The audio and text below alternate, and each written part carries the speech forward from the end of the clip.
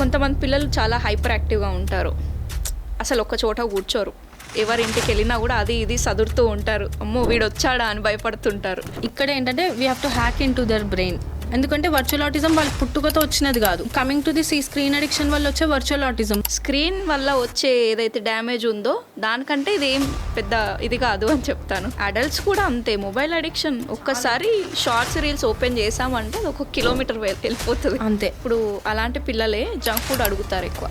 ఇంట్లో ఉన్న ఫుడ్ తినరు. ఫస్ట్ స్టార్ట్ అయ్యేదేంటి, ఏ ఫుడ్ ఇచ్చినా తినకపోవడం. పిల్లల్ని కొంతమంది బేబీ చైర్లో కొంతమంది పెడతారు ఫీడింగ్, ఇంకొంతమంది అయితే కింద కూర్చొని పడుకోబెట్టి తినిపిస్తుంటారు. వర్స్ట్ వే టు ఫీడ్ అది. ఎందుకంటే ఇలా నోట్లో పోసినప్పుడు ఫుడ్ పైప్లోకి వెళ్ళొచ్చు, విండ్ పైప్లోకి వెళ్ళొచ్చు. పడుకునే ముందర స్క్రీన్ చూస్తే ఆ బ్లూ లైట్ వల్ల వాళ్ళకి ఏదైతే స్లీప్ హార్మోన్ ఉంటుందో అదంతా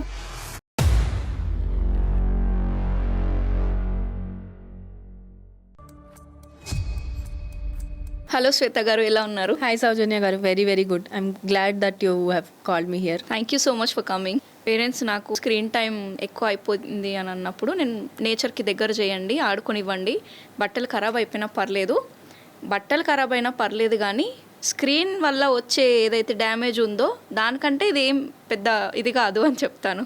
100% true, definitely true. Brain damage చేసుకునే బదులు బట్టలు డ్యామేజ్ అయితే ఇంకోటి కొనుక్కోవచ్చు కదా. కమింగ్ టు దిస్ ఈ స్క్రీన్ అడిక్షన్ వల్ల వచ్చే వర్చువల్ ఆటిజం. సో ఇదంతా వచ్చేది స్క్రీన్ టైం వల్లనే. ఎందుకంటే వర్చువల్ ఆటిజం వాళ్ళు పుట్టుకతో వచ్చినది కాదు. ఈ 2+ years ఉన్నప్పుడు మెయిన్లీ ఈ వర్చువల్ ఆటిజం మనం కోవిడ్ టైంలో బాగా ఎక్కువ చూసాం. కోవిడ్ టైంలో పేరెంట్స్ అంతా వర్క్ ఫ్రమ్ హోమ్, వాళ్ళు 9 to 5 అందులోనే ఉండేవాళ్ళు. కిడ్స్కి స్క్రీన్ ఇచ్చేవాళ్ళు because they had no choice. ఇప్పుడు పోస్ట్ కోవిడ్ కిడ్స్లోనే మనం ఈ వర్చువల్ ఆటిజం చాలా ఎక్కువగా చూస్తున్నాం. దానికి రీజన్ ఈ స్క్రీన్ టైం. అగైన్ అడల్ట్స్ కూడా అంతే. మొబైల్ అడిక్షన్ ఒక్కసారి షార్ట్స్ రీల్స్ ఓపెన్ చేసామంటే అది ఒక కిలోమీటర్ వెళ్ళిపోతుంది. అంతే, టైం అసలు తెలియకుండా పాస్ అయిపోతుంది. అవును. ఇంకా కొంతమంది పిల్లలు చాలా హైపర్ యాక్టివ్గా ఉంటారు. అసలు ఒక్క చోట కూర్చోరు. ఎవరింటికి వెళ్ళినా కూడా అది ఇది సదురుతూ ఉంటారు. అమ్మో వీడు వచ్చాడా అని భయపడుతుంటారు. అలాంటి పిల్లల్ని ఎట్లా హ్యాండిల్ చేయాలి? అలాంటి పిల్లల్ని ఇక్కడ ఏంటంటే we have to hack in to their brain. So వాళ్ళ బ్రెయిన్లో ఏం జరుగుతుందో మనం అర్థం చేసుకుంటే దానికి మనం కాంపెన్సేటరీ మెకానిజం చేయొచ్చు. సో ఈ కిడ్స్కి ఏమవుతుందంటే వాళ్ళకి ఎగ్జైటరీ యాక్టివిటీ ఎక్కువగా అవుతుంటుంది బ్రెయిన్లో. సో దీన్ని శాంతపరచాలి అని అంటే వాళ్ళకి మంచి ఫిజికల్ ఎక్సర్సైజ్ ఇవ్వాలి. ఎందుకంటే వాళ్ళకి డోపమిన్ చాలా తగ్గుతూ ఉంటుంది అనమాట. సో డోపమిన్ తగ్గడం వల్ల వాళ్ళు ఆ డోపమిన్ కోసం చేస్తూ ఉంటారు ఇది. అందుకే ఈ ADHD కిడ్సే ఎక్కువ స్క్రీన్ టైంకి అడిక్ట్ అవుతారు. మీరు చూడండి, ఎందుకంటే రోలింగ్ మనం రోల్స్ చేసిన ఇన్స్టెంట్ డోపమిన్ వస్తుంది వాళ్ళకి. సో వాళ్ళకి మీకు నచ్చిన చిప్స్, ఫ్రైస్ ఇలాంటివి ఇచ్చినప్పుడు కూడా వాళ్ళు కామ్ డౌన్ అవుతారు. ఎందుకంటే they getting the dopamine. So ఈ డోపమిన్ ఇచ్చే యాక్టివిటీస్ మనం కిడ్స్కి చేయగలిగితే ADHD సాల్వ్డ్. అంటే లైక్ ఇలాంటివి. సో ఇప్పుడు డోపమిన్ అనేది ఏంటంటే హ్యాపీ హార్మోన్. ఇది మనకి నచ్చిన యాక్టివిటీస్ చేసినప్పుడు వస్తుందన్నమాట. So that could be dancing, singing, ఇలాంటి స్విమ్మింగ్ అవ్వచ్చు. మీకు ఒక మంచి అంటే ఫుల్ వాల్యూమ్లో డాన్స్ వేసినప్పుడు, హార్ట్ రేట్ ఇంక్రీజ్ అయ్యే ఎక్సర్సైజ్ చేసినప్పుడు, ఎస్ ఎగ్జాక్ట్లీ. సో ఇలాంటివి చేసినప్పుడు వాళ్ళకి డోపమిన్ వస్తుంది. అలాంటి kids if you see ADHD ఉన్న kids they will excel either in sports or arts. ఎందుకంటే వాళ్ళకి ఆ energy and their dopamine they are finding in that sport. So వాళ్ళు దాంట్లో మ్యాక్సిమం ఎఫర్ట్ పెడతారు. కానీ పేరెంట్స్ ఏం చేస్తారు, వాళ్ళని కామ్గా కూర్చోబెట్టడానికి కామ్గా కూర్చో అంటారు. ఇప్పుడు మనకి అర్థమైపోయింది, నీ డోపమిన్, గివ్ దట్ డోపమిన్, అయిపోయింది, problem solved. So that is the only way. ఇప్పుడు అలాంటి పిల్లలే జంక్ ఫుడ్ అడుగుతారు ఎక్కువ. ఇంట్లో ఉన్న ఫుడ్ తినరు.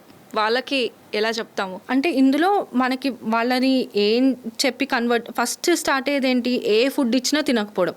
అది మేజర్ ఇష్యూ. సో ఇలా ఉండేసరికి వీళ్ళు ఏం చేస్తారు, సరే వీళ్ళకి కొన్నైనా ఇష్టం కదా, కొన్ని ఇవ్వడం స్టార్ట్ చేస్తారు, దానికి అడిక్ట్ అయిపోతారు.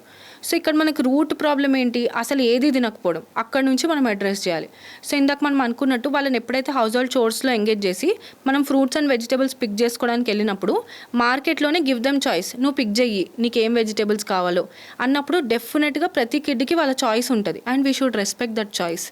ఇప్పుడు మనమైనా సరే అన్ని కూరగాయలు తింటామా, కానీ పిల్లలు అన్నీ తినాలని ఎక్స్పెక్ట్ చేస్తాం. వాళ్ళకు కూడా కొన్ని టేస్ట్ బడ్స్ ఉంటాయి, వాళ్ళకు కూడా ఒక ఎక్వైర్డ్ చాయిస్ ఉంటుంది. ఫస్ట్ వాళ్ళ చాయిస్ ఏంటో మనం అర్థం చేసుకోవాలి.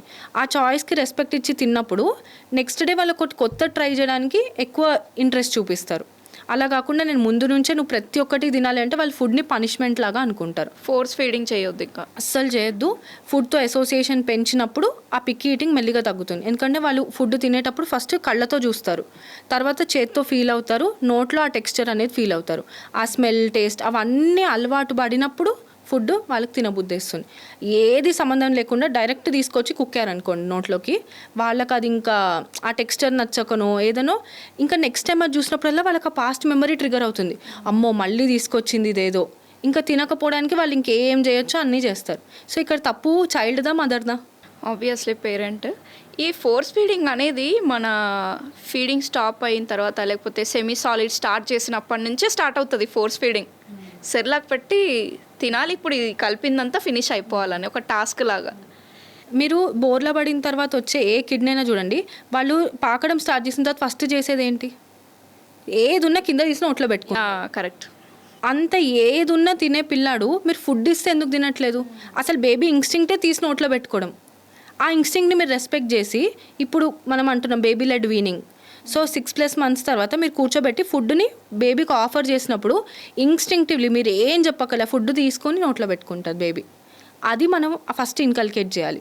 6+ months సాలిడ్ స్టార్ట్ చేసినప్పటి నుంచి చక్కగా మన అన్నం మెత్తగా కలిపేసి చిన్న చిన్న ముద్దలు చేసి వాళ్ళ ముందు ప్లేట్లో పెడితే పిక్ చేసుకుంటారు, తింటారు. అబ్సల్యూట్ మెస్ క్రియేట్ చేస్తారు, మొత్తం పడేస్తారు, స్టిల్ ఓకే.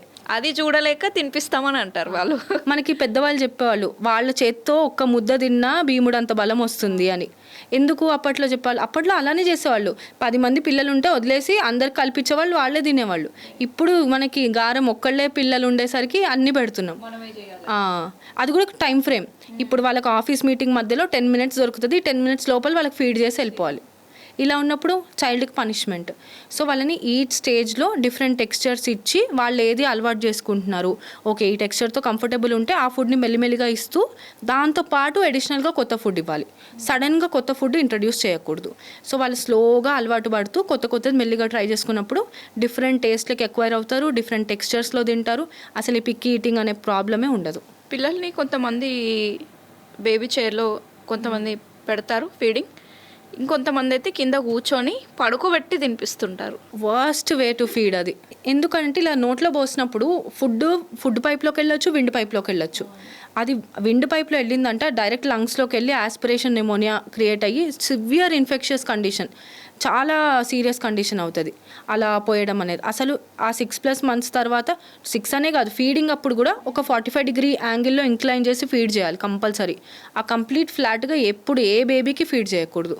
6+ months మనము లేచి కూర్చోవడం స్టార్ట్ చేస్తారు అనుకున్నాం కదా, 7 months నుంచి చక్కగా హై చైర్లో కానీ నేల మీద కూర్చోబెట్టైనా చక్కగా వాళ్ళకి ఫుడ్ ఇవ్వచ్చు మనం. కొంతమంది పిల్లలు నైట్ చాలా బాగా పడుకుంటారు, కొంతమంది ఎందుకు ఓవర్ నైట్ ఏడవడం కానీ అసలు పడుకోకపోవడం, మెలకుతోటే ఉండడం, ఆడ మదర్కి అక్కడున్న జనాలకు అందరికీ డిస్టర్బెన్స్ క్రియేట్ అవుతుంది. ఎందుకు పిల్లలు అలా చేస్తారు? First thing sugars. డే అంతా బాగా షుగర్స్ తినేస్తే వాళ్ళకి ఎనర్జీ లెవెల్స్ చాలా ఎక్కువ ఉంటాయి, సో వాళ్ళు పడుకోలేరు. సెకండ్ థింగ్, పడుకునే ముందర స్క్రీన్ చూస్తే ఆ బ్లూ లైట్ వల్ల వాళ్ళకి ఏదైతే స్లీప్ హార్మోన్ ఉంటుందో అదంతా పోతుంది, సో వాళ్ళకి స్లీప్ అనేది రాదు. థర్డ్ థింగ్ ఏంటంటే ఈ పేరెంట్స్ నైటే వాళ్ళకు ఉంటారు అని తెలుసు, డే టైం అంతా మమ్మీ డాడీ ఇంట్లో ఉండరు, నాకు వాళ్ళు దొరికేది నైటే. సో వాళ్ళతో ఏం చేయించుకోవాలన్నా ఏం టైం స్పెండ్ చేయాలన్నా నేను నైటే చేయగలను అని వాళ్ళు డే టైం నాపింగ్ ఎక్కువ చేస్తుంటారు అలాంటి కిడ్స్. ఎందుకంటే నైట్ ఆ స్లీప్ కాంపన్సేట్ చేసుకోవడానికి. సో పేరెంట్స్ అర్థం చేసుకోవాలి అది వాళ్ళ అటెన్షన్ కోసం కూడా చేస్తుండొచ్చు అని. సో ప్రాబ్లమ్ ఐడెంటిఫై చేయండి, మూడిట్లో ఏది ఉంది, వాళ్ళ డే మొత్తంలో ఫుడ్ ఇంటేక్ ఎలా ఉంది, స్లీప్ ఆఫ్టర్నూన్ నాప్స్ మరీ టూ లాంగ్ అవుతుందా, అండ్ స్క్రీన్ టైం ఎలా ఉంటుంది, అండ్ మీరు వాళ్ళకి ఇచ్చే టైం ఎంత ఉంటుంది, ఇవి చూసుకోవాలి.